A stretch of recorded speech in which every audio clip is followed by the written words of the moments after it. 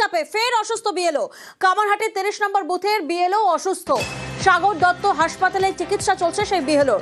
ঠিক কি অভিযোগ পরিবারের তরফ থেকে করা হচ্ছে, সুবীর প্রতিনিধি আমাদের সঙ্গে রয়েছেন। সুবীর, দেখো এসআইআর এর যে এই ফর্ম এই যে চাপ, এই চাপের জেরে কিন্তু অসুস্থ হয়েছেন কামারহাটি বিধানসভার 30 নম্বর বুথের বিএলও সুপ্রিয়া চক্রবর্তী এবং অসুস্থ হওয়ার কারণে সঙ্গে সঙ্গে তাকে কিন্তু সাগর দত্ত হাসপাতালে নিয়ে যাওয়া হয় এবং তার স্বামী মিহির চক্রবর্তী তাকে নিয়ে যান এবং সেখানে জরুরি বিভাগে চিকিৎসা হয় এবং চিকিৎসকরা পরিষ্কারভাবে জানিয়েছেন যে অত্যন্ত চাপ এবং চিন্তার কারণে কিন্তু তার শরীর খারাপ হয়েছে এবং তাকে কিন্তু বিশ্রামের জন্য বলেছেন চিকিৎসকেরা। এবং এই যে অতিরিক্ত যে চাপ, অর্থাৎ এসআইআর এর কাজ করতে গিয়ে যে অতিরিক্ত চাপ, সেই চাপের ফলে কিন্তু অসুস্থ হয়েছেন, এমনটাই কিন্তু জানাচ্ছেন সুপ্রিয়া চক্রবর্তী বিএলও এবং তার স্বামী মিহির চক্রবর্তী। বেশ, কাজ আমার প্রায় কমপ্লিটই হয়ে গেছে, কিন্তু আজকে কদিন ধরেই আমার শরীরটা খুব খারাপ ছিল, মানে মাথার যন্ত্রণা হচ্ছিল প্রচণ্ড। একদিন আমি মানে খুব অসুস্থ হয়ে গেছিলাম, তাও কাজটা কমপ্লিট করেছি। 2% বা 5%-এর মতো বাকি আছে। কাজ আমার কমপ্লিট। মোবাইলের কাজেও আমি করেছি, চার্জ অফিস থেকেও আমাকে সহযোগিতা করেছে, কিন্তু এখন হঠাৎ করে তাই এখানে ডাক্তার দেখালাম। ডাক্তারবাবু বলে এগুলো সব টেনশন আর ইয়ের জন্য, চাপা একটা তো থাকেই যে কাজটা সঠিকভাবে আমরা করতে পারছি কিনা। এমনিতে ঠিক ছিল, এবার রাতে কাজের তো একটুখানি চাপ আছে, তবুও যতটা পারছে নিজের নিয়ে কাজ করছে। চাপের ইয়েতেই ঘুম বা একটা কম হচ্ছে, খাবার টাইমটা ঠিক মতো পাচ্ছে না, কারণ কাজটা আগে ওঠাতে হবে।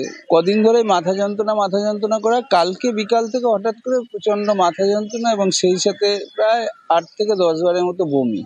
ডাক্তারবাবু বললো যে এটা স্ট্রেস থেকে এসে, বললেন কিছুদিন যদি সম্ভব হয় আপনি কথা বলে কদিন রেস্টে থাকুন, তারপরে আপনার বাকি যে কাজটা আপনি উদ্ধার করার চেষ্টা করুন। আর এবার বিএলওদের কমিশনের হুঁশিয়ারি, আইনি পদক্ষেপের হুঁশিয়ারি কমিশনের। এসআইআর নিয়ে বিএলওদের খোলা চিঠি সিইওর, খোলা চিঠিতে বিএলওদের সতর্ক বার্তা কমিশনের। ইচ্ছাকৃত ভুলে আইনি পদক্ষেপের হুঁশিয়ারি, বিএলওরা কমিশনের ডেপুটেশনে স্মরণ করালেন সিইও।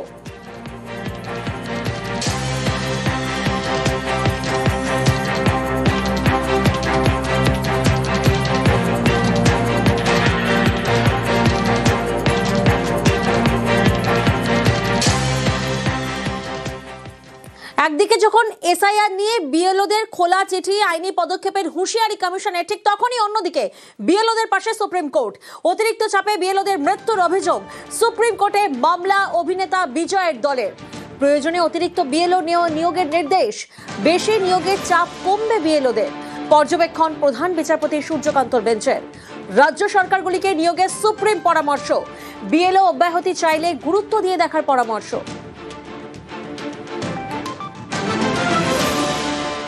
आज का जो मामला था, टीवी के तरफ से एक एप्लीकेशन आई, तमिलनाडु के अंदर में बीएलओज पर एफआईआर रजिस्टर हो रहा है और कुछ बीएलओज सुसाइड कमिट कर रहे हैं। इसीलिए माननीय सर्वोच्च न्यायालय ने आज जो डायरेक्शंस पास किए, पहला डायरेक्शन ये था, हर स्टेट गवर्नमेंट का ये ऑब्लिगेशन है कि इलेक्शन कमीशन के रिक्वेस्ट पर उनको ऑन डेपुटेशन मैन पावर मुहैया कराना है। उनका दूसरा डायरेक्शन था, जो भी डेपुटेशन पर ऑफिसर्स स्टेट गवर्नमेंट के जाएंगे या मैन पावर जाएगा, वो एसआईआर के मामले को रिफ्यूज नहीं कर सकता, एसआईआर का भी काम उनको करना पड़ेगा। और तीसरा जो लीव एप्लीकेशन से रिलेटेड था कि जो भी बीएलओ लीव एप्लीकेशन देता है उसको केस टू केस बेसिस पे मेरिट पे डिसाइड करके उनको छुट्टी सैंक्शन की जा सकती है। तो इस तरह का 3 डायरेक्शन সুপ্রিম কোর্ট অর্ডার দিয়েছে, ভালোই অর্ডার দিয়েছে যে দরকার আছে অ্যাডিশনাল বিএলও নিয়োগ দরকার আছে, কিন্তু বিষয়টা এটা ইসিআই এর অবজারভেশনে রাখা উচিত ছিল একদম ফার্স্ট ডে 1 থেকে। প্রেশার অনেক কম হয়ে যেত। ধরুন এই যে ম্যাপিং এর কাজগুলো যদি অ্যাডিশনাল বিএলও থাকতো তাহলে শেয়ার করতো। ইসিআই কেন এত বিলম্বিত করলো? হ্যাঁ, অবশ্যই এটা ভালো হচ্ছে। রোগ বাড়ালে পরে কাজটা সংক্ষিপ্ত হলে ভালোভাবে কাজটা হয়। সময়টাও যদি একটু বাড়ানো থাকতো, আমাদের তো শুধু এইটুকু কাজ নয়, আমাদের বিভিন্ন কাজ করতে হচ্ছে, তার সঙ্গে কিন্তু এটা, তাহলে সব কাজের সঙ্গে যখন আমরা একটা কাজ করি তখন আমাদের কি হয়, আস্তে আস্তে সেই জায়গাটা যদি সময় পাওয়া যায় তাহলে কাজটা নিখুঁতভাবে সম্পূর্ণ করতে পারি। বাংলার সরকার ফেলতে এসআইআর, সরাসরি শাকে নিশানা মমতার। বারবার বদলাচ্ছে এসআইআর এর ছাঁকনি, তথ্যের তদন্ত চায় বাংলার বিজেপি। হাইকোর্টের রায় বাঁচল 32,000 চাকরি। অবাঞ্ছিত হস্তক্ষেপ কেন, প্রশ্ন বিচারপতি।